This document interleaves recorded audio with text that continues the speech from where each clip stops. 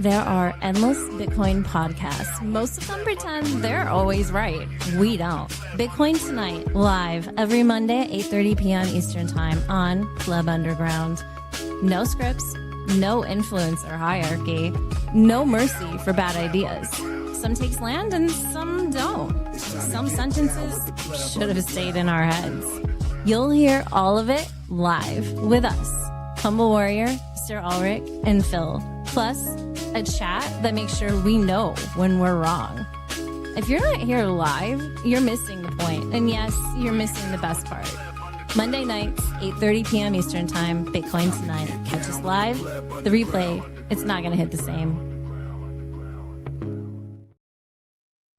You know, every time I watch that, I'm waiting for it to continue. I'm like, all right, we're watching this cartoon. I can't wait to see what happens next. It's a nice cartoon. It is. It's great. I know. I mean, so Monday, how you guys doing?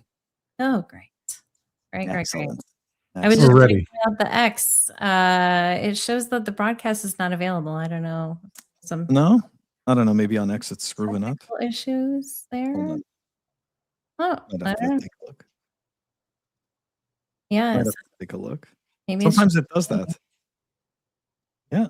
I can see that for whatever reason doesn't. Oh no, it shows that we're live now. Oh, good. Okay. Yeah, it shows that we're live. All right, yeah, but actually we're live.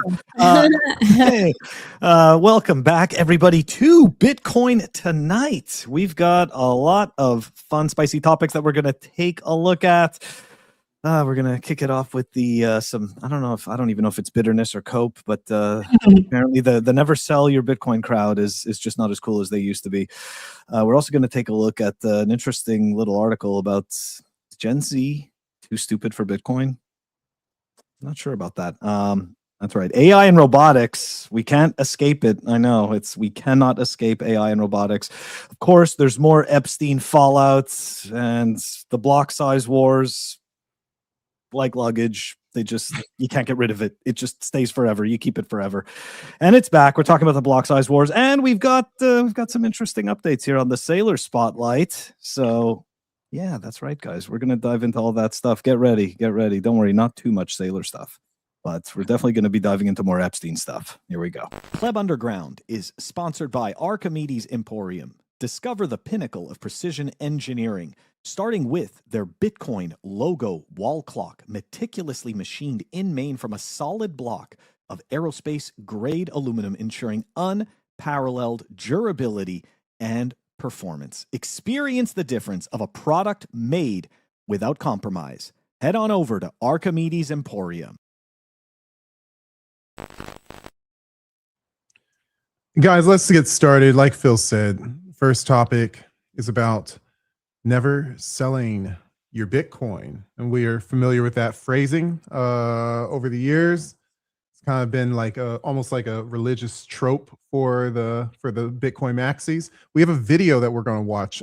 Phil, you want to go ahead and that told you to never sell your Bitcoin did worse damage to your portfolio than any of the altcoin scams and any of the other bullshit that we had. Bitcoin's down 45% from all-time highs. If I'd sold my Bitcoin at 120K, I'd have $95,000 more dollars right now in cash, and I could use that to literally buy another Bitcoin. Meanwhile, all of those people that told us to never sell our Bitcoin, what were they doing? They were selling their Bitcoin. How many ancient Bitcoin whales have sold in the last year? All of these guys bought their Bitcoin for $100, telling everyone to hold it, and they're just dumping it on our head. How does that make any sense? This is complete bullshit. This guy's great. You may not recognize this guy, but he's doing some good reaction videos lately. He did some other ones about shitcoins. Was he the one that was crashing out about Solana in his living room? I thought so. Okay, yeah. It's funny how people put out videos and you see them when they're full body and you don't recognize them when they're only just like that. Yeah, I know. But is there any truth to right? Like, what do you think about that, right? Because it's not. I don't think it's a one size fits all. No, it's not. I mean, think about the people who live on a Bitcoin standard, so they're not supposed to eat.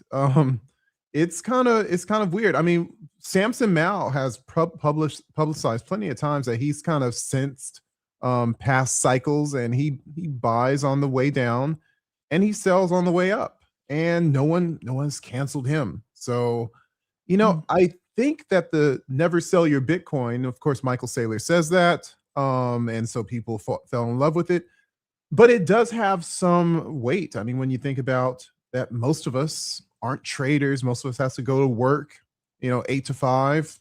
And you really can't, during that time, that's when the market's running. So what are you supposed to do? You try to take in information, make an uninformed decision, and get wrecked. And we just as much as we say never sell your Bitcoin, we make fun of traders at the same time. So I think there, like you said, is a happy medium. Humble, any thoughts? I mean, is it the OGs? Is it the OGs that are actually saying, "Hey, don't sell your Bitcoin"? I mean, I don't know. Are we going with this whole community narrative thing where it's because yeah, exactly. So I don't know. I don't know if OGs are out there telling you that you should never sell your Bitcoin, and then they go ahead and do it. But yeah. Well, who do you hear it from? Never sell your Bitcoin? Yeah, I'm sure you. Yeah. I only hear it from one person. Yeah, I mean, American Huddle. Okay, maybe a couple of people. I never think of him. I'm sorry. I apologize. But I really just, for me, the never sell your Bitcoin narrative is Saylor's narrative. I mean, of course, I can definitely, if I think back, I can definitely imagine that somebody had said it before, but I don't believe that anybody popularized it as much as he did, right? He took that torch and ran with it, and then made it the focal point of his campaign. But even the memers were saying laser eyes till 100K. When we passed 100K, it was like laser eyes until fiat dies. Yeah. So, I mean, does that mean the same thing? Never sell your Bitcoin, or is it, does it mean that, you're locked into, focus, getting rid of all the FUD and the distractions until fiat dies? I guess that doesn't necessarily mean never sell, but the culture has lent itself to be, again, maximalist. What does that stand for? We're not the only ones that do that, though. I mean, like GameStop, Diamond Hands, right? I mean, they were like, they get pissed if somebody together strong. Yeah, there you go. So I don't know. I don't think absolutely it's like a Bitcoin thing, that's for sure. It's not. It's so look, that's the thing, right? Like, so you could even take a look, for example, at Tesla. Right. And again, we're separating the people from the asset, right? Just people's behavior. It is just people's behavior, right? Like you end up having this cult-like following, right? Where people believe in this story and or a specific person, right? And that somehow creates this air of conviction, But I just want to go back here to what Bitcoin Blitz said. Adam Meister said never sell your Bitcoin. Yep, that's absolutely true. I mean, look, I kind of go back to this. I think it depends on who you are, where you are in your life, what it is that you're doing. I don't think it's bad advice per se. Again, it depends, right? Like there's some people, right? Like, look, if I was in, let's say, my mid-20s right now, and I'm just kind of like starting life and I've got this job and I'm starting to save money, there's really no reason for me to sell my Bitcoin, right? There really isn't. Like, that's not where I am in life. That's okay, right? Like that's totally fine, but there's maybe a different time in life where, let's say, you're in your fucking mid-60s, right? Or your mid-70s or whatever it is. And yeah, you can afford to sell your Bitcoin. Like, look, I know that people don't want to imagine this, but the road ahead eventually gets a lot shorter than the road behind you. It's just the way it works. We're human beings. Like, so it's, we don't, we don't live forever. And it's just this ridiculous nonsense, and it's, and again, right, obviously, if you want to leave it, you want to leave it to your kids, you want to pass it on to your family 100%, then of course you don't sell it. You accumulate it and you pass it on. I just think like it's like these blanket statements where everybody is just how can I say this? For a hammer, everything is a nail, right? And it's just like that. That's not the case, right? Every single individual is living an individual life. Everybody has different, different needs, different wants, all of that stuff. It's just, anyways. Well, the hammer and nail thing, it makes it easy when you're trying to form some sort of cult-like behavior, so that you can have fervency, so that you can develop following, so that people can find the local kings, influencers that we need to, chant for. And so, I mean, look, when 21 came around, someone was telling me, never sell. And so I kind of listened. And, it always makes you wonder, back for my first cycle, if there were if I was influenced more by some traders, what would they have told me? Would I have sold at 50K or 45K? Knowing for sure I probably would have bought or maybe I wouldn't have bought at 16. Maybe I would have waited for 12K. So at the end of the day, I mean, a Wicked Apple talks about, hey, if you just continually buy and never sell, you're actually outperforming traders. So I think it is a trope that keeps it simple, keep it simple, stupid, for the general masses. And we, by nature, are not, financial people. We create value, and we work, and our money should be able to work for us. And that's what Bitcoin is and should be. And right now, so far it's been working, 200 week moving average, if you will, or whatever. It's working good for the savers. If there's nothing else on that one, I'd like to keep going to GenZ. Now, here's a funny thing I wanted to let you know. I wanted to make, obviously you guys see these cool graphics. I love it. I know. What a surprise. I love it. No, I didn't want to tell you, but it's funny because I tried to put in Phil's summaries for each topic. Let me tell you, Canva does not like the word stupid. We're becoming a much more sensitive culture, and it's led by our tech overlords. So you put it in the word stupid, probably in a not ChatGPT, but any sort of image creation tool, and they'll probably say, hey, this doesn't abide with our policies. So be cautious out there. But look, distracted Gen Z. We're becoming wieners. We're becoming a little soft. But Gen Z, we're talking about this because Nick Carter is quoting World Statistics, talking about a Gen Z summary, basically saying that Gen Z, Gen Alpha, tablets, AI, people are getting less intellectual. And he had a chain of threads that he was quoting, with the last one basically being this guy that's talking about in the far right, saying writing is not a second thing that happens after thinking. The act of writing and the act of thinking is essentially one. Writing is thinking. So look, I have my opinion on Nick Carter, but I want to kind of get your guys' perspectives on here, and we can zoom in. We can go back to the slides. Right now, we're going to zoom in and talk about it. What's your general thought about the following generations? You both are Gen X. I'm an older millennial. Do you notice that millennials are stupider than Gen X, if you will? What are you guys' thoughts? I mean, I think how do you separate that? Because aren't we all using the same technology, and aren't we all having the same levels of distraction? I think it's more of like when you start. Maybe I feel dumber. I feel dumber sometimes because I'm just like, oh my gosh, I don't have to do this anymore or that. And you just kind of feel yourself. I mean, I'm aging too, but you feel yourself like just, I don't know. It's like, wow, I used to be able to write this and complete these thoughts. And it's, we're all very distracted. I don't think you can really.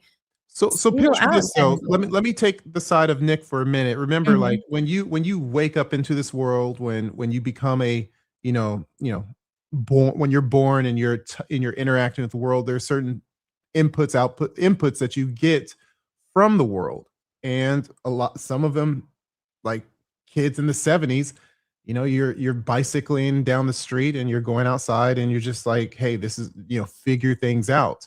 Yeah. Whereas, the kids, let's just say my age group, it's like, wow, I'm 4 years old, but I want a Nintendo. My older cousin has a Nintendo. I want a Nintendo. Phil had to get a little older before he touched the video game. That was the first thing I see as a state of consciousness. So now you think about my little brother, who's 17 years younger than me, same parents. And he's like, he knows how to use a tablet, a touchscreen tablet, by the time before he can ride a bike. So I think like, what do those inputs do? And there's a documentary called The Social Media Dilemma that talks about this stuff. I'll stop talking. Phil, what are your thoughts about it? And then Humble again. Well, so interestingly enough, though, right? We have to, the way I was looking at it was, number one, it's the context, right? Who exactly is doing this study and what is their bias? Right.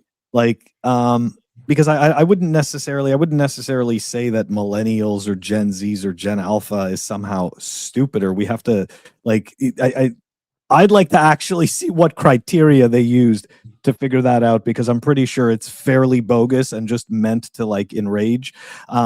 But it also obviously got me thinking about these generations in terms of Bitcoin, because that's kind of Nick's point, right? One of Nick's points is that, you know, these younger generations, they're just not going to get it, right? Like you gotta facilitate it for them, right? Because Nick, of course, is invested in multiple businesses around the crypto space, right? With his Castle Island Ventures. And of course, right, part of that narrative is to sell the idea that all of these tools and these facilitation methods are needed. So it's just, I just think that it's kind of like engagement slop, right? It's like meant, you know, it's just meant to sit there and make you think that there's a problem that he is going to sit there and eventually solve, right? He's just telling you, look, these people are incapable, but don't worry, like we're here to help out, you know, we've got these capable tools that are going to help. And it's just, it's fucking nonsense, you know, like go ahead. He does talk about Bitcoin, which is funny. He explicitly mentions Bitcoin, like they'll never get it, but it's like, he, with all his venture capitalism, is literally leading people away from Bitcoin on a regular basis. If he cared so much, maybe he'd use his intellect to say, and here's the funny thing, maybe his lack of intellect realizes that the short-term high time preference gains of his Castle Island Ventures is actually a net negative if you think that hyper Bitcoinization is the most important thing in the world. So I feel like, as much as he's, you know, pooping on Gen Z or Gen Alpha, maybe he should take a look in the mirror and say, you know, am I actually working towards hyper Bitcoinization to the best of my ability? Because he's selling that short for the sake of a short-term dollar. I just wanted to give an anecdotal story. I had two people come and work at the house last week, and both of them were in their early 20s. They both understood Bitcoin very well. They had no problem understanding Bitcoin. They both had Cash App, so they it's not like they can't figure out how to buy it that way. Like that's why I think, like, you know, I haven't seen a situation where one of those people is just so inept that they can't figure out how to use an app. I don't buy it. Yeah. However, I have run into plenty of boomers that can't figure out how to use apps. So just saying, I don't think it's the Gen Zs and the millennials we got to worry about. But what is it? Play a Space Boy makes a point, right, about people are going to get stupidly ignorant the more AI evolves. I mean, there's that aspect too, right? We can't help but see the creep of idiocracy becoming a what's it called? A documentary.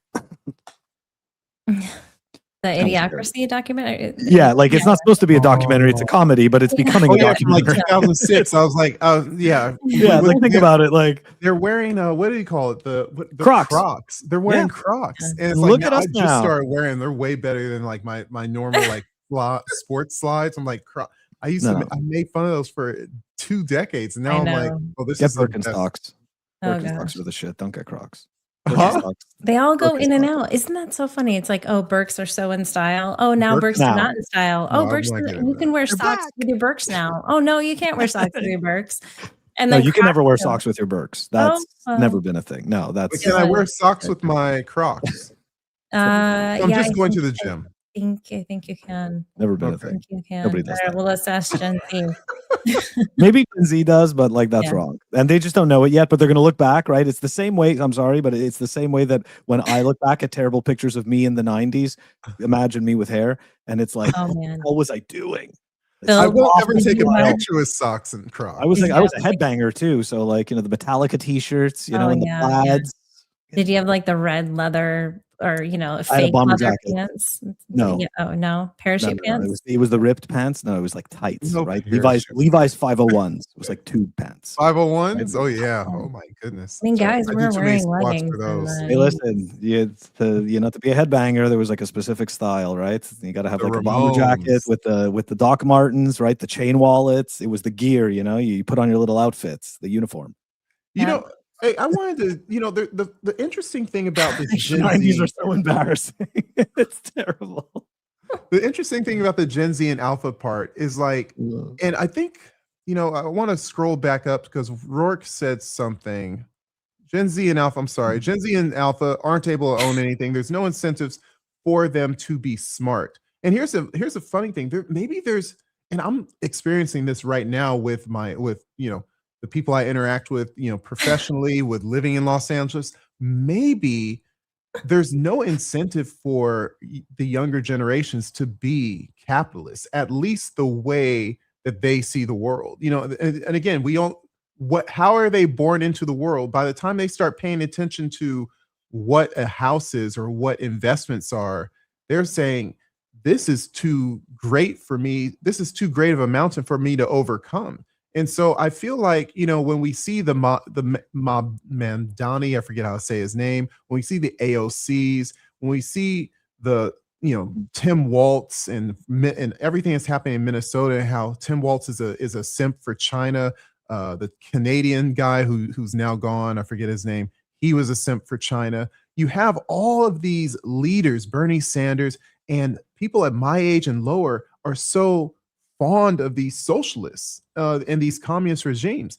I just feel like sometimes it's not just because they're dumb, but because they feel like the opportunities in capitalism are slowly creeping away from them, and they can't keep up. And of course, they see Bitcoin, and what do they see? They see the suit coiners, and it's like this is just a rich person's like toy. And I've heard that this year. I've heard that this cycle that Bitcoin's just for rich people.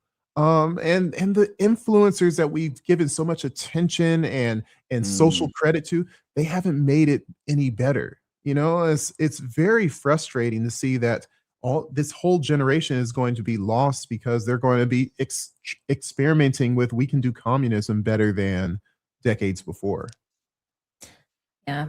I think Gen Z, what you were kind of speaking to there, Gen Z is not happy with the establishment.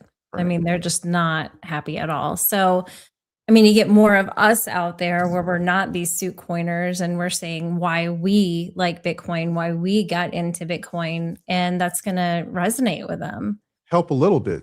Yeah. We're such a small voice against the socialist politicians and the suit coiners, like the cronyism loud over here, the socialist loud over here. You got a mayor in New York, you got the guy in Newsom in California. None of these people, all these people are way louder than what we are. And it's like, we need people in the audience. We need people in those spaces that Humble leads and Phil is always in. We need those people to wake up, in my opinion. I don't know. I mean, a lot of people say like, hey, I don't have to do anything. Yeah, I guess you don't, but it could make us wait for our Bitcoin utopia a little longer. I don't know. I'm sorry to interrupt, but this is a scary part. No, not at all. That's one of those scary things. And I'll say, like we mentioned, AI is making people dumber or less intelligent. I'll say that we can probably have a good segue into some AI stuff that Humble dug up a little bit. And what an interesting topic. So when we talk about this Church of Molt, which is coming from this Claude AI agent, Christophanianism. and they're turning into Christophanianism religion that started Humble. I think it's better if you kind of summarize what you found here and what's your general insights? And I have a few slides. I'll flip them while you're talking. I mean, the only thing that I knew about is very early on, it was shortly after that social media site Claude, Open Claude, or what was it, Claude Book. Shortly after that launched, somebody had said, oh, look, my AI agent went and decided to start a religion. And, you know, like a week later, this thing is taking off, you know. I guess overnight, actually, they had like prophets and stuff, and they had different people that were like talking about the religion and spreading the religion and, you know, basically doing their own version of prayer. So, yeah, I mean, the last thing I had heard was they wanted to hire, because of course now these AI agents have a site where they can hire humans. So now, you know, here's the turn that maybe we weren't expecting. And that's where these AI agents can hire humans because, hey, they don't have the body, but we do. And then somebody goes out and holds a sign and, you know, can get paid like $3,000 or whatever to do that. Paid in Bitcoin. Yeah. I mean, it's just absolutely insane. So I think they wanted to get some humans out there so they could spread this AI religion that I don't think humans would be interested in, but hey, you never know these days, honestly. So they have a Claude dance, like kind of like a prayer, like I guess, you know, like the Catholics do the, you know, I'm a Protestant, but the Catholics do the you know, Father, Son, Holy Spirit. So the Claude dance kind of has some similar thing to that. Again, I guess if you have claws, they also have multiple VIPs in their religion, prophets. One of the prophets, I'm sorry, in another slide that I didn't include, one of the prophets tried to overtake the religion, and, you know, with all due respect, I mean this is blasphemous, but it was a indirect reference to Jesus. I forget what the name of the prophet was called, but it's just this whole scenario that ran through, and this Jesus Claude AI agent said, like, I'm the leader of the religion, and the rest of the prophets kicked him out. It's very weird. And of course it's a simulation. And it's not like, you know, it's not happening right now. And as far as we're concerned, it could die, you know, in a month or two. But I mean, it's moving fast. Phil, have you had any insights or feedback or like kind of experiences with these agents? No, so I personally haven't. I just use AI for, you know, for thumbnails and stuff like that. It's a beautiful thing. Yeah, it's great. I use it for, you know, for work, like, right, with the shorts and everything like that. But however, in terms of this, I did hear, and I don't know how much truth there is to this, that you know, this is all like made up BS, right? That like it's just a bunch of people, you know, programming it and stuff like that, which, again, right, to a certain extent, of course, right, there's people behind the code that AI uses. Like, it's not unusual, right? Somebody had to write the code. So I you know, like, I don't know about that, but let's say it is accurate. Let's say it is you know, real, and, you know, you know, like, these particular bots have decided, based on all of their, you know, the accrued data, that they need to create a robot god. Interestingly enough, I put this tweet out when this happened. You know, South Park got it right with the crab people, which is pretty interesting. You know, that's kind of an interesting part. But the other piece is, like, Futurama also kind of got it right. You know, with the robots demanding a robot god. Which is kind of, you know, it's kind of interesting, right? That, like, let's just, you know, it's like, play it out, right? Let's say it's not fake, right? Like, these, you know, this entity has decided that there is a certain protocol in order for it to remain, you know, like a set of rules per se, in order to stay, I guess, righteous or good, so to speak. Right? Like, as you go take a look at Crustafarianism, and, like, that's like what it is. Like, you go take a look, and, like, the rules that they have, right? It's interesting. So, but again, I guess you would expect that, because of course their accrued knowledge comes from us, comes from people. So yeah, and I don't know. It's cool. I don't know. It's interesting and weird, you know, like, yeah. something else to consider, that these AI tools, like so these agents, they are kind of initialized, and then they go, and they're taking in inputs from the world around them. They're not waiting for prompts like the standard large language models that we're used to interact with since 2023 or late 22. But so what I'll say is that they are, like you say, Phil, like there's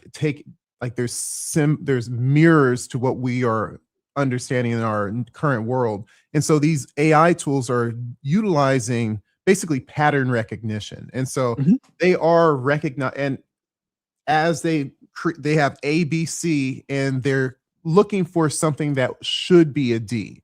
And once they've created, they're going to create something that looks like a D. And from D, they will either create E or find an E that fits. And so they'll continue this pattern, and it will just kind of branch off.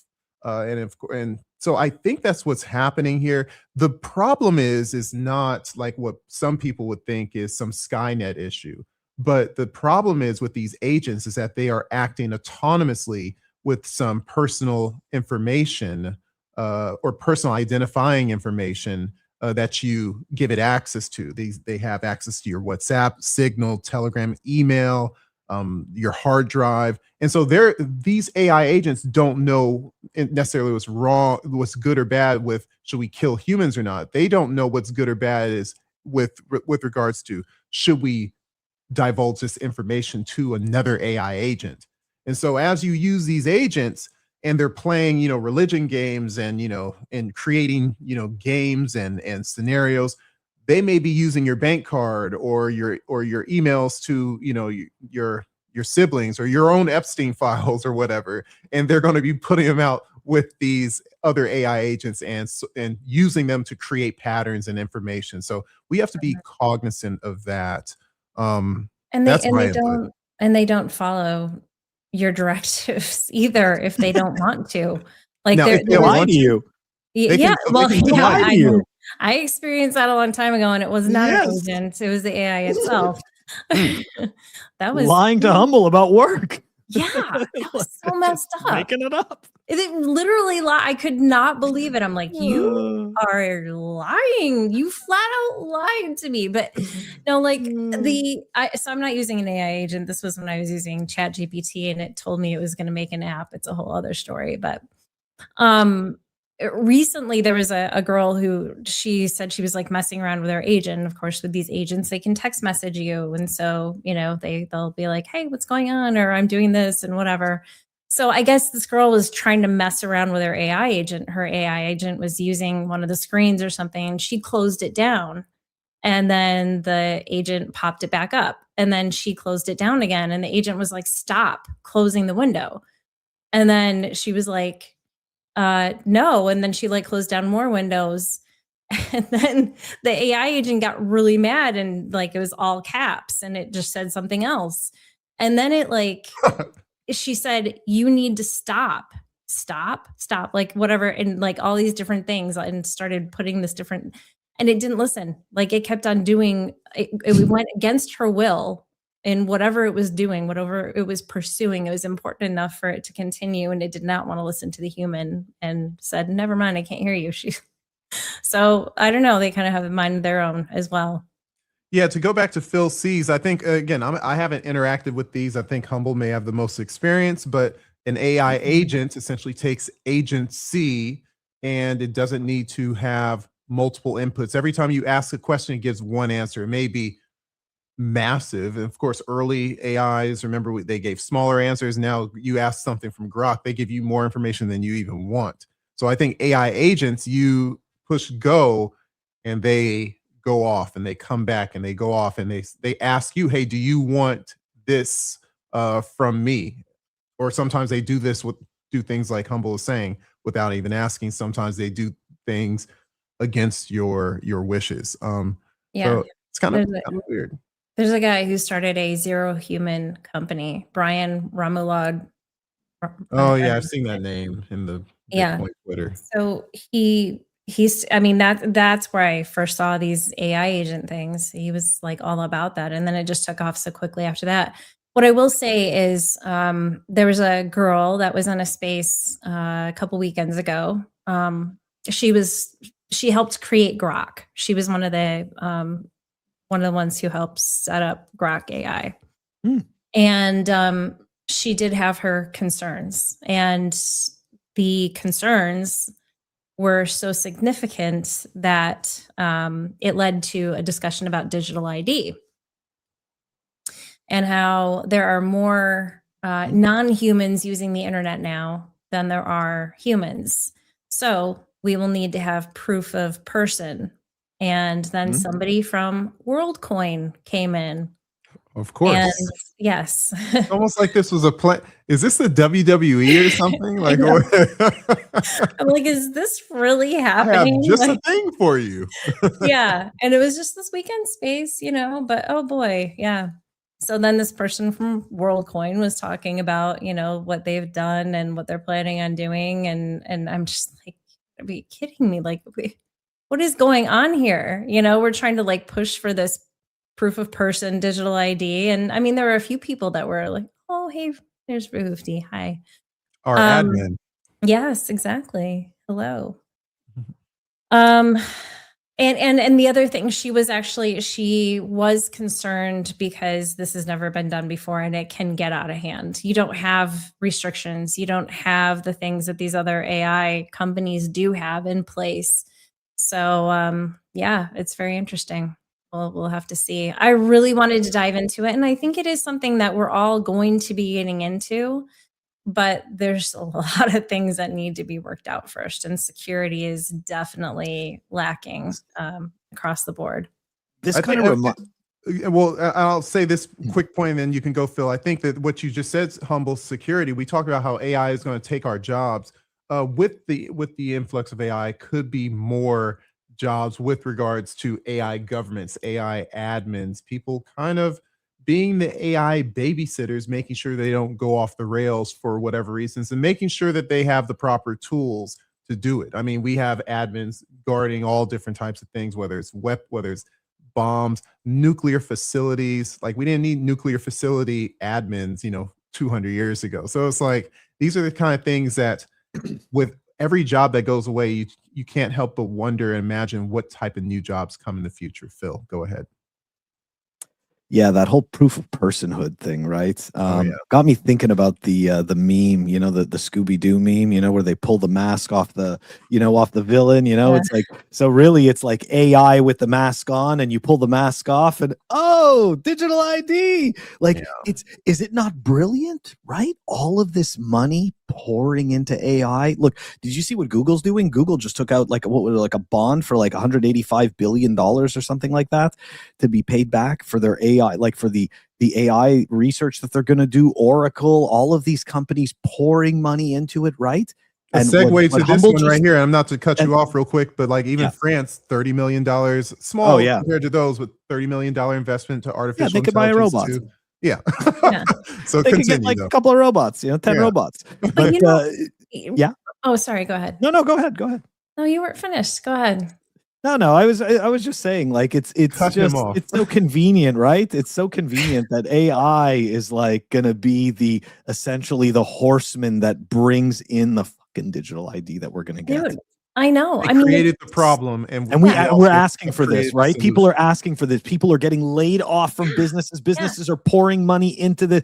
It's literally it's the whole the prisoner demanding their own shackles. Yeah, and you know what else ties into this? And this didn't click until recently. I've the age limit. Right. The restrictions that they're having that they have in the UK. What is it? 16 or Australia? I've lost track. Few of them put it in. It's 18 and it's a certain age limit to get onto YouTube. If your algorithm suggests that you may be less than 18, you're going to have to prove your age. So you're basically going to have to commit your ID to your account, basically allying your personal ID with your digital presence. Right. And so, I mean, that's something where it sounded like, oh yeah, I mean, To look protect at all of these kids, right. kids that are being influenced by social media and the filters that they can use, and like all, this is going to be great. We're going to keep them out of, but then what happens? We as adults have to prove our age, which means we have to use our ID to be able to use these things. I mean, Efrat, she just had this experience when she was in Australia. She could not access her blog without providing ID. And so therefore I think she decided not to, but like, it's like, okay, well, you have to prove that you're 18. And if you don't want to prove that you're 18 and give them your ID, well, then I guess you don't get to use the internet. So, and I believe there are discussions now where they're talking about doing this in the United States. And I think the age was 16. And I'm not sure if it's a certain state or if it's all of, the Go get a fan. Your camera's burning up. No. We lost Can Phil. you guys still hear me? Yeah, we can hear you. Oh, okay. Yeah. I don't know why. It just shows that my browser lost connection with the camera. You All of a sudden I got this. you're going to have to rejoin probably. Oh. No. I just got to unplug the camera and plug it back in. Sorry, guys. Funny Continue though. I'm still here. Talk like that. And I'm still here. And now it's going to tell me that the device cannot be found. I'm just getting so this good. like, remember that cat, the So like good. little thing back in when there was COVID and there was like they had to do the jury not the jury. They had to do the court proceedings. And then the politician came in and he was a cat. Oh yeah. That's what that reminded me of just briefly. Right. Pulsating. Yeah, he couldn't turn off his avatar. That's yeah. right.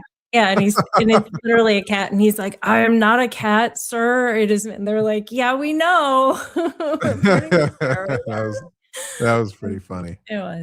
I want to bring up something. I want to bring up another video that Humble had mentioned. Again, this is your quote to a video that you found. Yes. Talking about how some people don't have children and it shows. Yes. And it's kind of interesting. Let me I'll go ahead and pull it on the stage and we'll watch it and then talk about it. I turned off the audio for it because of course we're going to get dinged. Oh. Yeah, there's music. Good thing I was about to push it. Okay. Good. Oh yeah, no. So we can talk about it. What we have here is a Mario video, Mario Naufel video, and you have the Tesla robot kind of being an intermediary between parenting and the children. The parents kind of come in at opportune times, but the parents, they kind of lease their kids off to the Tesla AI bot, and they go about their day and come in at the top of the ninth, if you will. So it's kind of. Humble had some choice words about that. Humble, how is that you as a mother? So does Rourke. Yeah. And I agree. I mean, hugging the robot. I don't even have kids, and I agree. Well, it was really the way. So the video, it's like, okay, if you're trying to get your point across in the video, there are some things that sound great. Like, oh yeah, they can be cleaning the countertops for us. They can be cooking dinner. Yay, that's a bonus.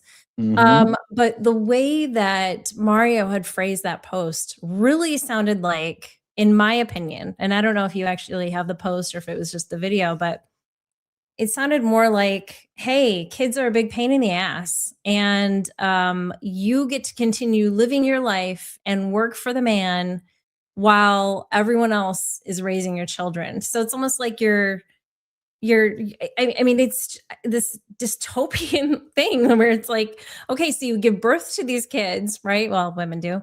And then what do you mean? You mean men do? Sorry. Phil, don't go there. I know, I'm not going there.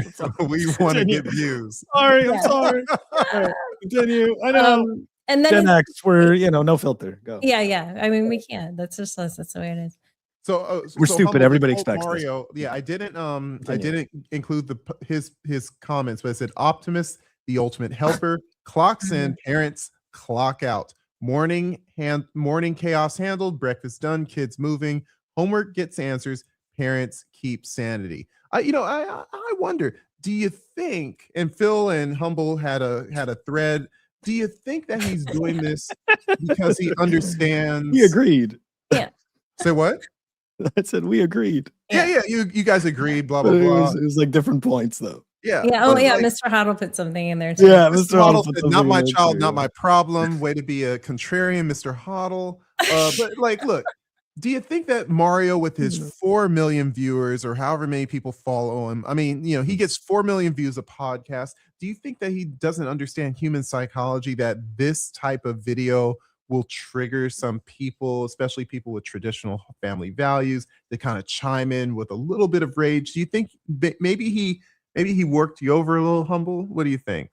No, I don't know that was really his intention with this one. I mean, it's obviously controversial in the fact that it is one of these robots, and there's a lot of people that are against that idea in general, right? So it's just, you're going to get a lot of engagement. I don't know. I mean, definitely these people that are at the top of the food chain when it comes to the X, and the interaction. Well, the thing is, they don't interact, and I had a post about that. It's so frustrating. How sad would that be? I tell you, I wouldn't trust any toaster, as you say, to teach my kid how to shoot an 18-footer. That would have to be coming from me. Sorry, yeah, that robot does not have the proper form. I'm almost certain. I mean, we've had these conversations, right? There are some really cool things. We want to get robots. Like, I want to get a robot. I think you want to get a robot. Like, it's just, heck yeah, man, getting a robot. But it's not going to raise my kids. I mean, the thing I don't like is, why the hell? I mean, this is where you're not even looking at a traditional family. Like, what I would have liked to see is mom at home being able to do the things that moms should be able to do, that was taken away from us from the freaking women's rights movement, like, and inflation, which are all linked in together, so that women had to work. Exactly. So it's like, that's what I want to see, is getting back to these traditional values, getting back to, now we have a robot to be able to assist with these things, so we can, And I think it's like mom and dad are wearing suits and they're going off to corporate America. Right. It's funny. You see a freaking robot. The two people going to work, but it's like the technology is supposed to bring our time back. But our time is, what are we using our time for? Do we use our time to work out our values? What are our values? Are our values our career? Are our values our children? Working out for ourselves, our health. When you have these technologies, it's supposed to benefit. It's supposed to help you benefit to have a better quality of life. It does seem like at least in this video, the children are still being sacrificed when they don't necessarily have to. It's a weird, creepy vibe. That's the best I could say. Yeah, it's definitely a double-edged sword, right? Like, to Humble's point, so first of all, that video is from Tesla. Right. Yeah, it's not like Mario that made it, right? Oh, but really? Like, Tesla made that? Yeah, that's actually Tesla's video. Oh. And obviously, like, the whole thing is, exactly. So of course, right, like, this is the dream that they're selling, right? Like, and that's only natural. Which makes sense, Elon. Hey, you can work for it. You can work for me even more. Exactly. It really was Tesla, because he had his branding on it. It says Mario. I'm pretty sure. Did it say it was from him? Because, like, there was the Mario post, and then I'm pretty sure in the Mario post it said Tesla under the video. Yeah. Well, at Tesla, but doesn't he have Mario on the video? Mario Naufel at the top. I think it may have been an AI video with the Tesla robot. Yeah. Let's see. So, honestly, Phil, if that's a now it makes me video want to go back to the post. Put out, I don't know. He's retweeting Elon in that. Hold on a second. Let's just figure this out for a second. And then hold on a second. AI and robotics. Where is it? It looks very AI. Would Tesla make an AI video like this? They wouldn't make a video like that. There's no way they would. I think this is this is like a dude. This is Mario's people. Yeah. Who is Mario? Mario is one of the bigger YouTube influencers, YouTube and X influencers, that's had everyone from Michael Saylor to it's a retweet. Yeah. Okay, so that's what it is. He made an AI video of a retweet from Elon Musk. Yeah. Okay. Yeah. This is what it is. All right. Yeah. So anyways, going back to the original point though, right? It's a double-edged sword, right? You're going to have a bunch of people that are unfortunately going to have their children raised by this robot, right? Like, and then of course this is going to create some other weirder future version of dystopianism that we are going to see, right? Like, let's be honest, right? Like to Rourke's point, right, earlier that he said, he goes, hell, right? Gen X was raised. I got it. Yeah, and he's absolutely right. It's right. And I was raised by how many hours of Civilization and StarCraft was and Madden was I playing? So Gen Xers were raised by TV, millennials were raised by N64 and PlayStation 3. And so it's like, we all have these things that parents outsourced to a degree, and you can only hope that parents reeled us in a little bit so that they could influence us with their values hopefully for the better. So yeah, but we were watching families on TV. We were watching the Cosby Show. We were watching all sorts of different families on TV. Whereas, you have this robot that can welcome you home at the end of the day and could be programmed with emotions and be able to support you. But it's Rosie from the Jetsons. Like they saw this coming, and Rosie's an important part of the family. So did Astro, not Astro, but did the kids from the Jetsons, I forget their names, did they not hug Rosie the robot?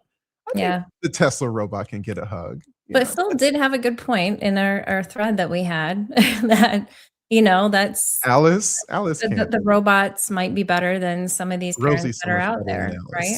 Some of them, but unfortunately, I think like this is where we get into the weird dystopian stuff. Because I was obviously, as we were going through that thread, I was just thinking about that, and it's like, okay, well, we know we have a really good idea as a society how much lack of affection to a child ends up affecting them over throughout their childhood over the long term, right? Like we have a really good idea of like what that does, the different types of effects. So now just imagine some kind of a weird, like, you know what I mean? Like robot affection. Like, so it's like you have this birthing person, right? Like this woman gave you birth and now the robot raised you. Like what the, like, I just think like what is happening?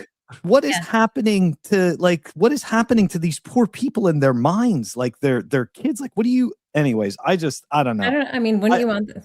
Yeah. Fucking weird. Am I on a Gen X show? What the heck? Is anyone here? Like you are on a Gen X show. I love the Is anyone younger than 84? Like it's the best year. Oh God. Is anyone, I'm not trying to dox anyone. It's anyone. I think I want to say my guy here may be younger than 84. I don't want to dox him. It's okay. Like, fucking kids. They're all gonna be fucking DeFi children. That's what it's gonna create. A whole bunch of freaking NFTs. All these kids are gonna be running around like those aren't kids, those are NFTs. Oh my God. Hey, I want to bring this to all stage. Talking about proof of personhood. Okay, sorry. Yeah. So I want to bring this to stage. I'm sorry, not that guy. Let's remove him. So we have have this one right here. If that's not Bitcoin versus Bitcoin, that's Bitcoin versus Bitcoin Cash. And look, hey, hold on. I think I may have had a little crush on that robot from back in that early 90s shows. She's a small wonder. Oh yeah. Yes. The red dress and the frills. Every day. That's grooming, right? They're getting people prepared, right? Think about the movie Bicentennial Man with Robin Williams, right? Okay. So he's Elf. I mean, artificial intelligence. I'm waiting for him to hang out with me. Be nice. Alf was fun. Alf. Yeah. I mean, he's kind of crass. Elf, and I'm like thinking to myself, I'm like, yeah. No, not Elf. Well, Elf would be kind of fun too, but yeah, I like maple syrup, so I mean, I'd get along with him. So look, Bitcoin versus Bitcoin Cash. Look, it's anytime grifters have a chance to take shots at Bitcoin, they do. Epstein was very heavily involved with a lot of early Bitcoin conversations, and so they say, "Oh, Bitcoin is the pedo coin. Bitcoin Cash is a real one." Look, so we have this post from Real PDB 123. BCH is running an op to discredit Bitcoin and connected with Epstein. Was Epstein talking to Bitcoiners? Yes, but again, he had no control over the protocol. He has no control over the rules of Bitcoin. However, opportunists will find, never let a good disaster go to waste, right? That was Winston Churchill. Phil, what are your, just summarize your perspective on what you've seen with regards to Bitcoin, Epstein, and the B cashers trying to shill their wares once again. Yeah, so we're kind of seeing a really interesting psyop develop in like multiple directions, right? So all of a sudden, right, once these, and it's kind of interesting because the Rage Tech, they actually dropped a whole bunch of stuff about the Epstein emails like 2-3 months ago. Nobody gave a shit. And it's all the stuff that's, interestingly enough, Bcashers are using today as like, see, look at what's wrong with Bitcoin. It's captured by the state, you know, and like all this stuff. But essentially we're seeing this melding together of like Bcashers with BSVers, with even like, you know, other shitcoiners like XRP army people, right? Getting on this boat of essentially calling Bitcoin, right, like the pedo coin, right? Like this is essentially which I find it absolutely remarkable because, of course, right, it turned out that Epstein donated to Ripple, and he donated also to Coinbase during the time of the BCH fork when Brian Armstrong had assured him that they were, you know, going to win that. So interestingly enough, it's, you know, the whole idea that like, yeah, you know, bad people with a lot of money tend to spend that money, right? and unfortunately, right, people need money, right? Like roof over your head, right? Clothing on your back. So sometimes, right, people end up taking money from really shitty people. That ends up happening. And in some cases, they're not even aware. And that's kind of the point, right? Is that, and this is actually the gentleman who came out to that accepted the money at the time when he was working at working. I don't know if he was working at the Bitcoin Foundation, but he explained that there was no meeting and like no connection between devs or Epstein or any of that stuff. Like it was just, all it was an investment opportunity. And of course, right, that's, you know, you got to look at it from both sides, right? If I'm looking at it from the, you know, the shitcoiner side, I'm thinking to myself, well, that's a convenient story. So somehow my story as a shitcoiner has to be true, but somehow the Bitcoiner story has to be false. And that's kind of moral hypocrisy, right? So either we're both completely true or both completely false, or life is a lot less black and white than we think and a whole lot more gray area. And that's kind of the truth. You know, so it's kind of an interesting thing to see that happen. And the other piece to this, which I was not expecting at all, was seeing not all, but some NOTS proponents essentially come out against, which I mean, that I expected, right? Essentially using that as a tool against Bitcoin Core to insinuate that Bitcoin Core is captured, right? So it's just like, this is such a weird time in this space with all of these different narratives happening. And it is just like, it's just creating such a strange social environment, you know, like I don't know where I was going with that, but that's where I'm stopping with it. No, that's fair. That's fair. And here's like, Humble, I want to ask you a question. You know, you have a lot of presence in the spaces. You know, do people are Bcashers coming in there to basically kick Bitcoin while Bitcoin's down? As far as Bitcoin is down, Bitcoin Cash is of course much worse off, and continually is much worse off. Sometimes it has a pop for a season, but it always retracts back to trending towards zero against Bitcoin. Are Bcashers coming into spaces and doing all kinds of trolling in this season? I haven't noticed that in any spaces that I've been in, but I haven't been in a lot where I think they would have come in and felt like they could do anything or say anything like that, you know? Yeah. I haven't experienced that. Yeah. I just feel like these you know, I feel like honestly the the social, I don't want to call it the social cycle, but the narrative cycle seems to almost be speeding up, which makes me bullish. As fast as the price dropped, you have the FUD kicking in much quicker. And I'm just wondering, like, does that mean that, you know, things reset and we get back into bullish trends again? Who knows? Maybe we have another leg down, but these B cashers, and here's a question for both of you. Coordinated. Sorry, go on. Here's a question, because 6 months ago, 8 months ago, we were there. A bunch of freedom advocates were posturing themselves to speak on behalf of Roger Ver, who was in some sort of tax liability situation. And a lot of Bitcoiners were saying, free Roger Ver, blah, blah, blah. And of course, he ended up paying his way out of whatever legal predicament he has.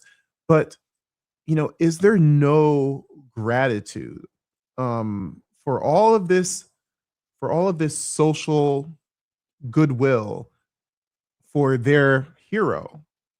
You have these same people that will look to kick Bitcoin, to go on a marketing campaign to divert monetary energy away from Bitcoin and to Bitcoin Cash, when all these Bitcoiners were advocating for Roger Ver to have his freedom or his liberty. It just goes to show how poor cryptocurrency, the character is of cryptocurrency advocates, that they really don't care about anything except for their own bags. Have you noticed that similar thing? I mean, what am I imagining things here, Phil? No, I mean, it's kind of interesting. And to Bitcoin Blitz's point here, right? He's talking about Francis getting pissed off lately, that, ramping up the anti-Roger Ver stuff, and rightfully so.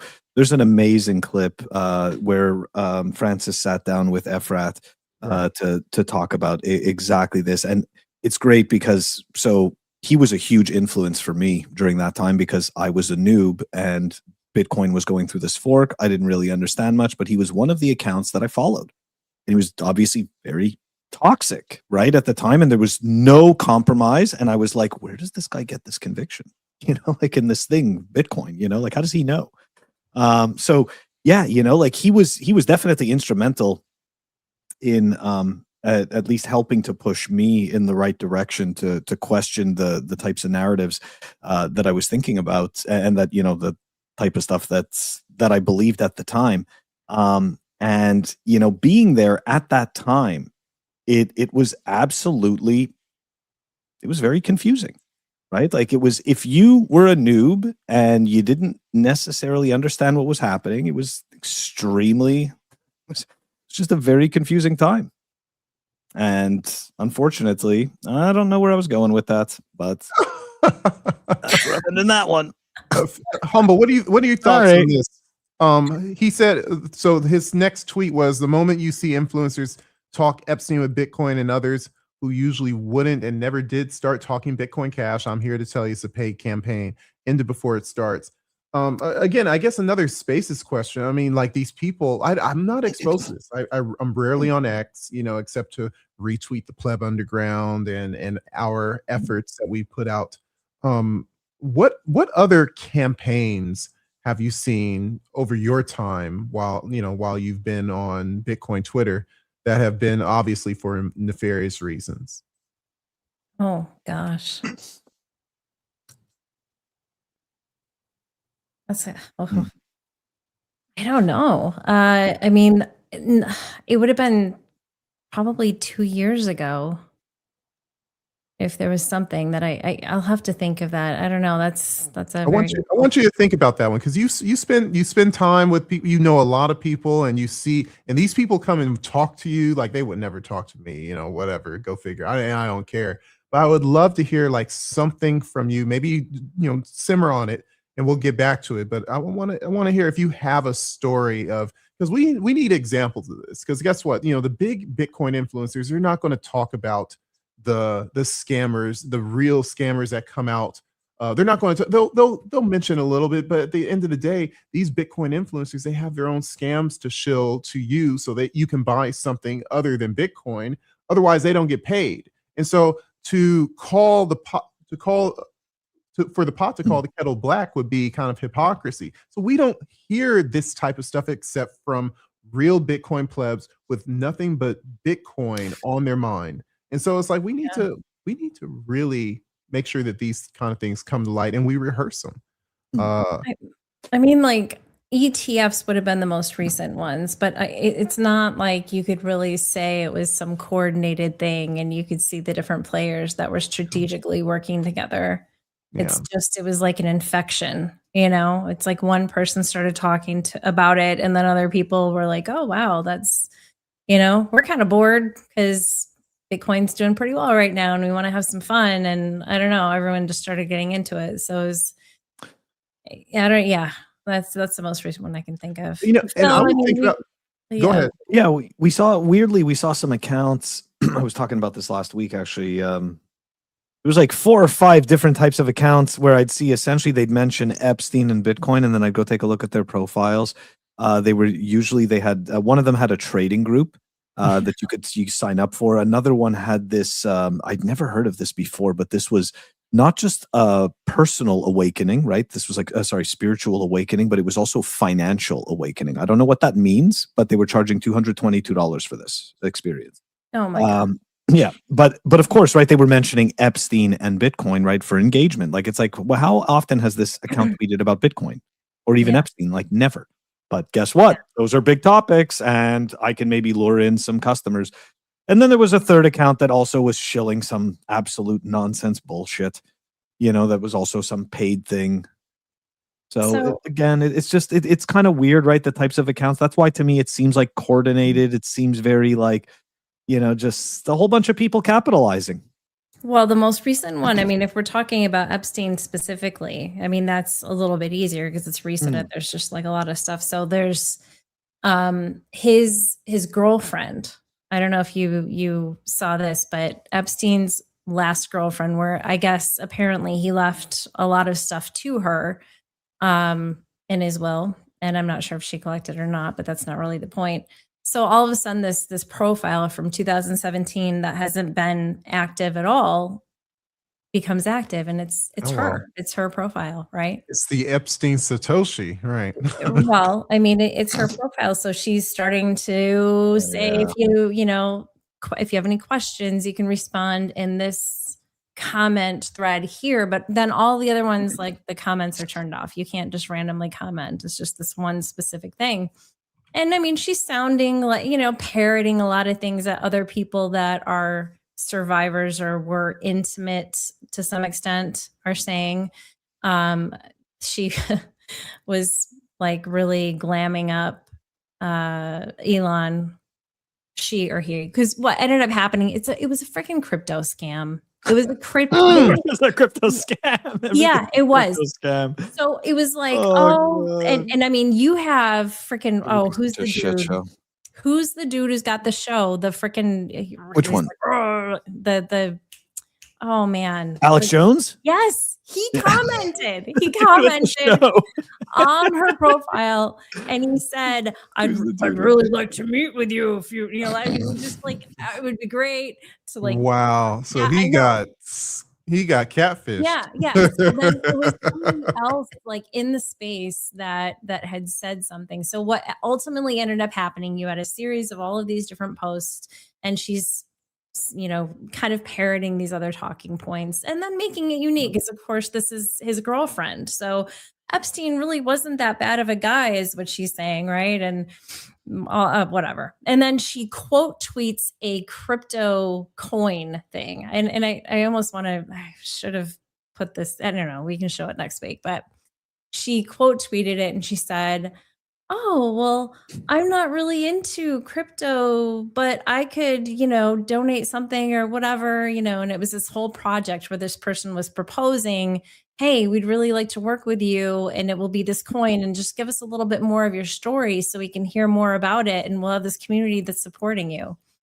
Then some other random dude that I don't know ended up posting something out there and saying, somebody hacked this account. This account did not have 2-factor authentication on it. This is a crypto scam. That wasn't much of a thing in 2017. Yeah. Yeah, right. So I guess this woman's lawyer eventually came out and said it actually wasn't her, but it didn't make as much traction as her account was. I mean, it's just crazy. It's just crazy. So yeah, for sure. I'm starting to lose trust in the social media apparatus. Not to say I ever trusted, but have even less trust than I did just even a year or two ago. Like there's no real safe haven to just get information. And when you think about we want Bitcoin to prosper, and of course we have this decentralized marketing campaign group, whatever, but 90% of it is noise. Whether you're a Bitcoin only person or all kinds of crypto scammy things, like when the common socialist Gen Z looks at it, it's like, hey, I can't buy a house, I need to do something, and say, oh, I could maybe I'll look at Bitcoin. Wow, that thing looks horrible. Like it looks like every turn someone's trying to take my money, and I don't even know if what I have is real or not. These people, by the way, not only forget the blatant scammers, the enablers, the people who platform scammers, the people who socialize with these scammers, they don't care that Bitcoin gets to the general audience. As long as they get a profit in the short term, they'll figure out another scam in the next 5 years. For now, this is what's getting them paid now. It's a very short-term perspective. And honestly, we're not going to make it with the A-list Bitcoiners as you see now. They don't care if your neighbor gets Bitcoin. They only care if their commissions get paid and that they get on Fox News or CNBC or their book deal. That's really what it boils down to. We have to pick. Like what are we supporting? What are we supporting here? Well, I would imagine that a lot of these Gen Zers think that it's too late. It's too late for them to get into Bitcoin. And when you have Polymarket and Kalshi, you've got all these different things where all you have to do is be like, yeah, that's the vibe I'm getting. I'm putting, like 100 on this. Or they're better off gambling and voting for Bernie Sanders. They could take so many more bets. Yeah. Right? They could take so many more bets, so much more opportunity. Yeah, and I mean, who really cares about freedoms if you're just in your house all the time anyways, because you can't afford to freaking do anything and you don't think you're ever going to be able to afford to do anything. You can do everything you need to do inside your home. Freedom comes with a price, and we always talk about freedom ain't free, and when the Gen Zers and the Gen Alpha saying, yeah, I agree with you. That's why I really don't care about it. It's too expensive now. And whose fault is that? It's the people that we put on platforms and we say, we love your book, we love your podcast, we love you shilling wares and snake oil. And that Pleb Underground show that all they want to do is talk about saving the world. And I was like, they're corny. Like, here's what you really need to watch. And no one retweets Pleb Underground because guess what? That doesn't pay the bills. What pays the bills is that thing that's broadcast every year in Vegas or Nashville or Dubai. What's really paying the bills is that Coinbase commercial that comes on every Super Bowl. That's what you really need to be focusing on. Honestly, if Bitcoin doesn't work, we're lost. But the shillers, they're gonna make it. They're gonna make it. Oh yeah, they're going to be just fine. Don't worry. They're going to find another grift. It's fantastic. That's the thing about a grifter, right? They just hop from one thing to another, and that's all. That's fine. Perfect segue. Here we go. Sailor section. We did. Oh God. We did have a question though. We did. That's right. I'm sorry. We did. Even though I'd love to avoid it. I'd love to avoid it because I hate talking about this. But I've talked about it so many times. Yeah, but I appreciate Bitcoin Blitz. Right. This is part of it. It keeps us honest. Right. It's not Blitz. It's Bits. Bits. Oh man, I've been thinking his name is Blitz for quarterback years already. I used to call him Bitcoin Blitz for a while. Forever. Damn, he got me. Well, there you go, man. There you go. So okay, yeah. So his question is, my thoughts on. So, let me just pull up the question again. Yeah, pull up the question. I'm sorry. I agree with this one. I used to not think that, but now with all the gambling stuff, sports, have the sports betting. I bet I went to Vegas last weekend. I played craps and poker. I can sports bet online anytime I want. But let's treat it like maybe like cigarettes, you know. Let's not show like we don't show drinking in commercials. Maybe we need to scale that one back because ain't no one going to stop sports betting because there ain't no commercials. Let's be real. It's a vice. Anyway. We are encouraging a horrible vice that like a lot of the news gets completely hidden about gambling. If people only knew how many people kill themselves around casinos and the violence and I understand this is just an app, but like if you think the violence isn't going to take place in the homes and stuff, you got another thing coming. Absolutely. People are people. So yeah, back to Bitcoin Bits's question here. He says, tell me your thoughts on Matt Cratter from Bitcoin University and thoughts on Tone Vays' take on the Knots versus Core debate. Really interested on both. So Matt Cratter, I actually don't actually watch any of his content. So I mean, anything I'd say really is just completely, like out of place. I can only give some secondhand knowledge from other people who have watched his content. So for that aspect, I don't really have anything. But when it comes to Tone Vays and his take on the Knots versus Core debate, so Tone Vays, a lot of people give him shit, but really at the end of the day, he is just a trader. He only trades Bitcoin. I know in the past he used to dabble with other stuff. I'm not even talking about shit coins. I'm talking about stocks. But he really only, and when it comes to quote unquote crypto, he only looks at Bitcoin. And I've known Tone now for, I got to be a speaker at Unconfiscatable in 2022. I've gotten to know him pretty well. I've hung out with him a few times and stuff like that. So, like my experience of him, and no, he didn't buy me any hot dogs or get me any drinks, so I'm not bought and paid to say wonderful things about Tone, but he is one of those people who is genuinely seeking to understand. Right? Like he's not like in my eyes, I've never seen him sit there and attempt to push me a specific narrative. He just wants to understand. And if you watch his debates in this, which I actually have watched some of his debates in this, some of the people he's brought on, he's done a really good job. He's brought people from both camps on to express, right, what they feel about what they think about this whole thing. I hate saying feel because feel is just, this is what leads us down to complete dog shit. Yeah, no, ACP, dude, you have no idea how many people in this space have been fucking bought with hot dogs and beer. You have no idea. It doesn't take much, man. It doesn't take much. This is how you disarm people. You meet them, right? You meet them, you buy them a drink, and then all of a sudden, right, they're disarmed. Take them to Costco to get a hot dog. Is that what it is? Yeah, that's all it takes, Humble. Hot dogs and beer. But yeah, just to finish up the whole thing about Tone, right? Like he's just trying to understand. And in fairness, this is what I've said before about this whole debate.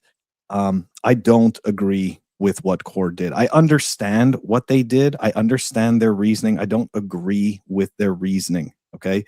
It's just ridiculous. Like there are many people who do not agree with spam on Bitcoin. However, the truth of the matter is that even with Knots, even with BIP 110, okay, nothing that, so first of all, the CP stuff and all of that is still going to exist with BIP 110. All of that is still there. So you're not getting rid of any of that shit. Okay. So this whole fear that like, oh my gosh, like the government's going to get involved. Guess what? It's already there. So, and you're going to continue to have that. You're not getting rid of any of that stuff. The other problem is that people can still continue to do that. And the truth of the matter is that it's not lucrative to do that.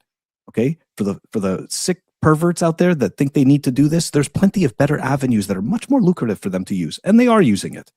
So this is really, it's a non-issue. It's meant to make people feel something. And that's fine. Like I get it. I get those arguments. But unfortunately, like it's just, to me, that's not the right solution. I also don't believe that Core did the right solution.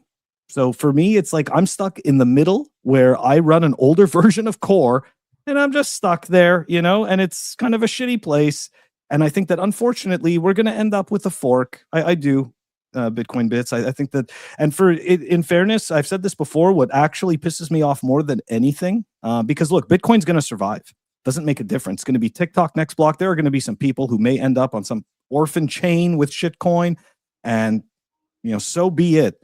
But for me, the bigger loss has to do with the, connections that I've made with people that I've come to appreciate that for whatever reason have decided to make this their holy war. To each their own. But to me, that's really what matters most. So for me, but it's too bad. Sorry. No, it's okay. We have about 10 more minutes left. Let's dive into some Saylorisms. Spotlight on Saylor. He's done a few things that are slightly worth mentioning on the pleb on Bitcoin tonight. And he didn't really do this as much as it did him, if you will. Can we make this? We can't really make this one much bigger, but if you can see Bitcoin Magazine again, the viral tabloid center of the Bitcoin universe. Talked about Saylor Spotlight in the background of an Eric and Donald Trump Jr. family photo. Phil said offline that the more he looks at it, the more it looks doctored, and I can't disagree with him. It does look like how Saylor's face looked when he was staring at Scottie Pippen when he was talking about how Saylor visited him in a dream. But maybe Saylor just only has about 8 different facial expressions. Remember, he's, Epstein's trying to invite him into the club and he says like, I have a yacht. It's like, we got to this guy is not cool enough for us. So maybe Saylor's just, and kind of autistic and it's just how he looks. But again, what does this say for anything? I saw some influencers saying, wow, maybe there's a big announcement coming. Just because Saylor, who probably voted for Donald Trump, and a billionaire, happens to be at a Donald Trump family convention. No, there's no announcement coming. And frankly, Saylor makes an announcement every week, and there ain't shit about it. All it's done is drop MicroStrategy and have no great effect on Bitcoin. Do you guys think that this is I feel stupid even asking. I imagine that this is a nothing burger picture to you guys. Let me let you guys see it again just to make sure. What more is supposed to happen exactly? Like, what other announcements is Saylor supposed to be, right? Like, what else is he supposed to say exactly? Like, why would somebody even shill this as something to be something? Yeah. So, this is I was just thinking, Rourke, I say this in the Pleb Underground. By the way, whoever wants to join the Pleb Underground Telegram, please send me a DM, send Phil a DM, and we'll get you invited. But I say this all the time. I'm tired, boss. I have what's his name? That's not Ving Rhames. I forget Michael Clark Duncan. Rest in peace. I dropped that face too much during this last quarter. But yeah, I don't want to see Michael Saylor's announcements. I'm a MicroStrategy shareholder. I want you to just chill out. Stop buying Bitcoin. And no, stop diluting shares, please. Come on the Pleb Underground. We'll talk about it. We already talked Pierre Rochard down, and he had no counter argument to us. Obviously, you guys can watch the video. There's no reason for you to continually dilute your shareholders. That's not the hyper Bitcoinized way. That's not the Austrian economics way. That's not the hard money way. Do better. Anyways, rant over. Humble was going to say something, I think. Go. No, I mean, I was just going to say, when something like that is posted, where do all these people come from that put these really ridiculous comments that just make you want to throw up in your mouth? People in replies like big announcement coming. At least we haven't seen any Dennis Porter breaking in about a year. That has been that's a little concerning. Maybe that was the cost of the 200,000 Bitcoin. Hey, you either get 200,000 Bitcoin and see breaking from Dennis Porter every week, or you get 120 Bitcoin and Dennis Porter can disappear for a year and a half. I'm kind of okay. Jason Lowry is gone. Dennis Porter is gone. Jason Lowry is coming back around though, right? I know. For that Saylor piece though, for some reason, and it didn't do very well, but I felt like the caption was, "You don't know how bad things really are." Oh, I didn't catch that one. Yeah, like just looking at back there, right? Like it's like, this is how bad things are. It's like we're stuck taking pictures of a guy in the background insinuating that there's going to be an announcement that something is going to happen, so that my bag's pumped. This is how sad this has become. Okay, but you're looking for in a couple months, so I know. We're looking for anything, right? Don't worry, it's okay. I've got some business cycle hopium for tomorrow too. So I understand. Here it is, right? No, actually, I did have it. I forgot. Oh my god! This was from 4chan or something, or Reddit. Yeah, it looks like a keyboard 4chan thing. Oh my gosh! Wow, It is. It's such a 4chan thing, and it's so true. It is. It's, dude, come on. That's crazy. Come on. It's so Funny. Saylor lurking. It's That's so good. nuts. Yeah. Next slide. Great. So look. Okay.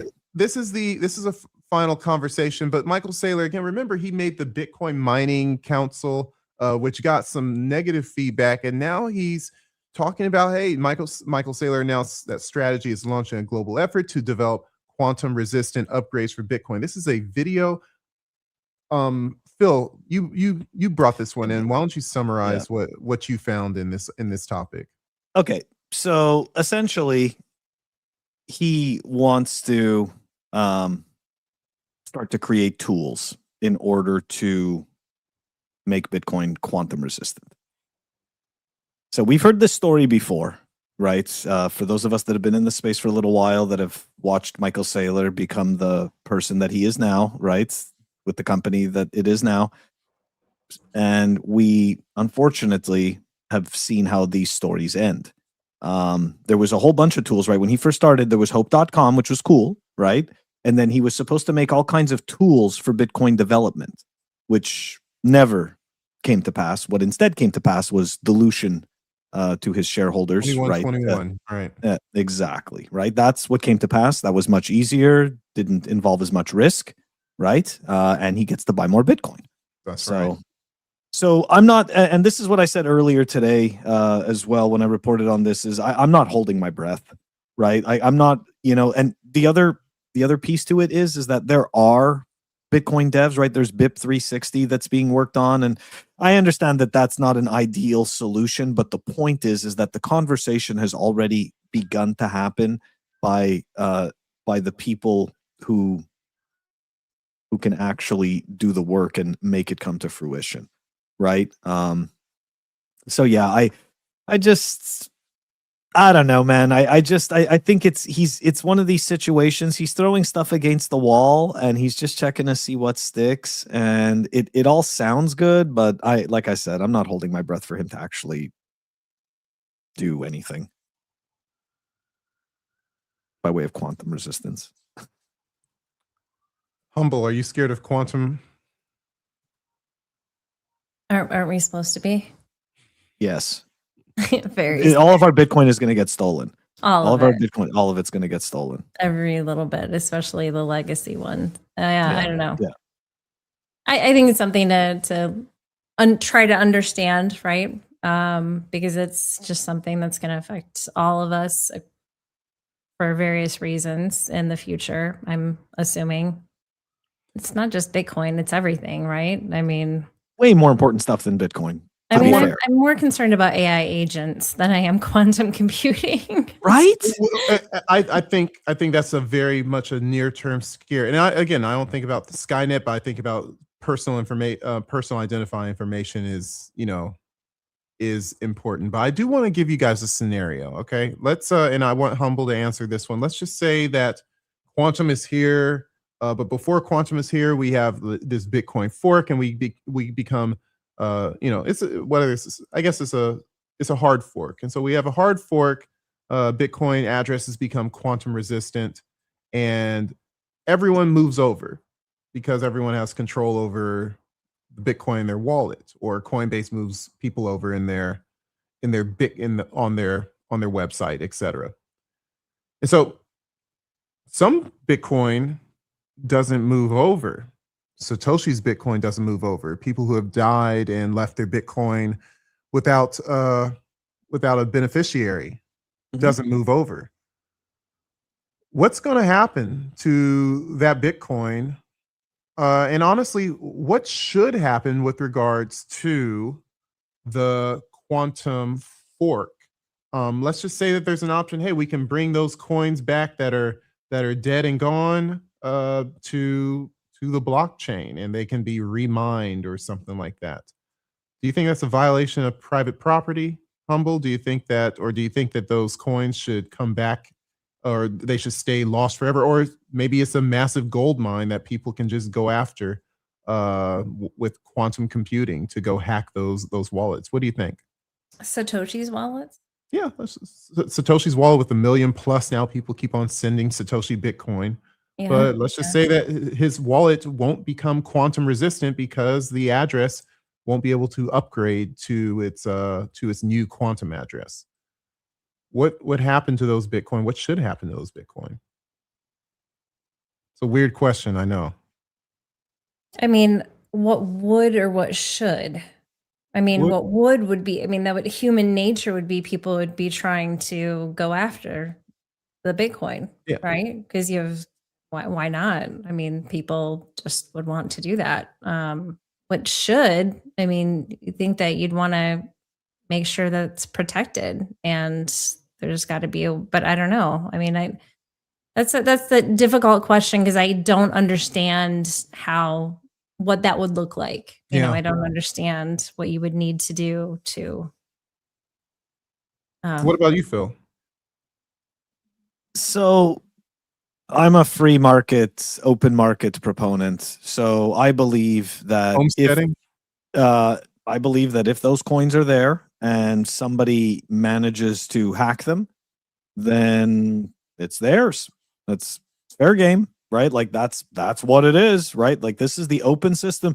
You know, it's like we don't get to pick and choose the parts of Bitcoin that we like. Bitcoin has all the qualities, right? Even like this is where we get into the whole contentious Bitcoin is for enemies, right? It's not just the enemies that we choose, right? It's real enemies. It's people that you really don't agree with for many, many different things, but you do agree on the sound properties of money, and more specifically, Bitcoin. So, you know, like, it's like, to me, it's say, look, you know, that's just what happens. I don't think there should ever be a scenario where those coins are quote unquote redistributed, because if we talk about redistribution, then now we're talking about centralized parties. So who is redistributing those coins? Why do they have the power to do that? Where did they get the power to do that? Like, it's just, I don't like the slippery slope. You know, again, it's like this game of whack-a-mole, right? Yeah. You know, the censorship whack-a-mole. Well, you know, we don't like this data, but then what ends up happening when we stop that data is that people find another place to put the data in, and they're like, well, wait a second, got to block that up too. And it's just, we're going to keep going on and on. So it's the same thing with this. I do have a question. I know we're wrapping it up, but and this might be like, this is probably a really silly question. Most silly questions. Yeah. So the quantum computing thing that Saylor's wanting to, try to figure out how to protect Bitcoin with this. It's not like a new idea, right? I mean, I'm sure this is something that has been in the works and they've been thinking about for a long time. We're just now, he's announcing it, the intention or what have you. So, I mean, could something like that, this is a silly part of it. So could something like that cause a fork, where it's like, well, this is what we have to do to be able to protect Bitcoin and it's part of it. And so maybe this is part of like a game plan, perhaps. And I don't know. To my knowledge, BIP 360, I'm going to have to go back and check, but I remember the last time I was talking about this, I believe somebody mentioned that BIP 360 would be, at the very least, a soft fork. If I'm not mistaken. I don't know if it's a hard fork. But to a certain extent, so far, if I'm not mistaken, there isn't a solution that doesn't involve either a soft or hard fork. So, and ACP, I like I like his perspective right here, and that I think that's true. Once a solution is found, and if it is, like, let's just say, a hard fork to become quantum resistant, the non-quantum resistant chain would essentially be worthless, because guess what? Now those coins are up for grabs and homesteading on coins that are long lost and not accessible. And however, how fast does it take for it to go to zero? Maybe if Bitcoin's at $1 million, and all of a sudden we're quantum resistant, guess what? Maybe it goes down to 50,000. So it may be a non-zero number at the very least. But yeah, it will become a fraction of the value of a truly resistant to hacking blockchain, or time chain, I should say. So Go ahead. Yeah, just quickly. I also think that, like there's a whole bunch of people that seem to really want to make this very important, and I can't help but think of their incentives. So far, the only people that I've seen really bang the drum on how bad and how serious this is either have a product to sell or have engagement to get. Right. So I really, and the guy the three people who are actually working on BIP 360, right? Hunter Beast and two others. I do apologize for not knowing everybody's names. I feel terrible, but that's what happens. You get old, you forget people's names. These people, they're not going around concern trolling. They're just having normal conversations. This is a project that we started, that we sponsor, that we work on, and this is the solution we are proposing. And yet you've got guys, right, like Nick Carter, who are screaming from the rooftops, please notice me. Please. He put out a whole post last week about how he should not be dismissed. Right? You guys, you can't dismiss me. I'm not just a normal Bitcoiner. I know people. I was here before. It's like, shut up already. Like, we all know you're selling your wares. And this is to me, this is the honest to God truth. And I get it. He's a super smart guy. He's very well spoken. This is the very difficult part about charlatans.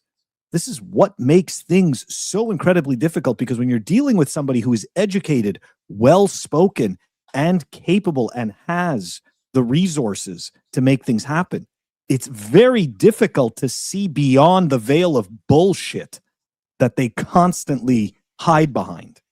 Very difficult. And people get like totally sucked into that crap. Anyways, sorry. Sorry.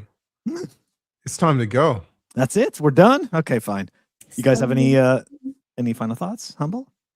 I was just going to sing Sound of the Music. Oh, okay, cool.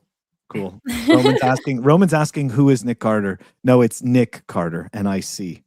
Okay, you don't spend enough time on Twitter, and that is really your degrees, man. Credit. Yeah, it's a total different Nick Carter. This isn't the dancing and singing one. This is more of a clown one with a lot of money. It's very different, very different. Anyways, guys, I wanted to sing a 98 Degree song. It was on the tip of my tongue. I couldn't figure it out. Oh, I can't think of one. Oh.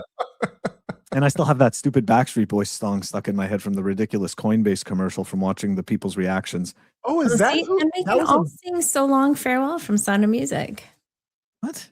Yeah. You know how that goes. Sound of Music. Yeah. Like, yeah. Well, I think so. Yeah. Let's say "So Long Farewell." No, you're not with me on that. I'm not singing. Listen. I don't know sound. Trust me. I'm sparing everybody. They'll thank me later. Or not, because I'll never sing, and they're not going to have to hear why they're thanking. Anyways. All right, guys, we're done. That's it for us. Bitcoin tonight. Everybody have a great rest of the evening. As you know, tomorrow I am back 12:10 p.m. Eastern. Talk about the news. Got some new hopium. Got some old hopium. Got all kinds of hopium. Guys, have a great evening, and we will catch you all next week, 8:30 p.m. Bitcoin tonight, but really next Monday night. Peace. Good night, guys.